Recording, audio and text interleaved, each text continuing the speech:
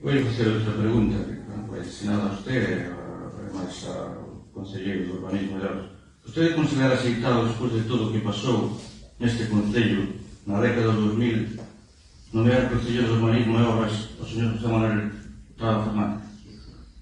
Sí, é un concelleiro con experiencia que o que fixo non é que se poda decir, está aí para ver, o sea, prácticamente a totalidade do que hai está feito polos gobernos anteriores do Partido Popular.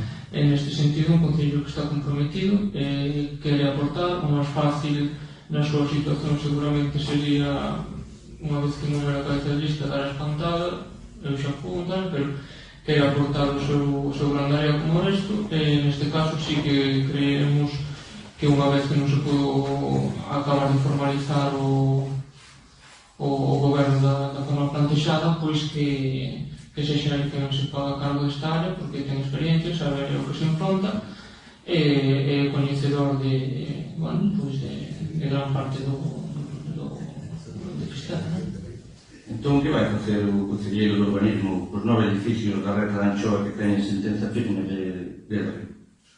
Estamos, como decía antes, co tema da programación da reunión cos técnicos para que nos informen sobre a modificación do peixón, que creo que tamén contemplaba o que me dixeron que era así por río, que tamén contemplaba o tema da Reta de Anchoa.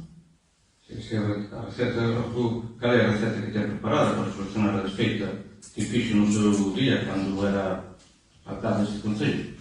Hai ninguna ilegalidade, nada, hai ilegalidade non sei. Pois sabemos como solucionar todo eso. O que lle decía do tema da modificación do peixón, que comentaron que tocaba este tema, entonces a ver se conseguimos hablar.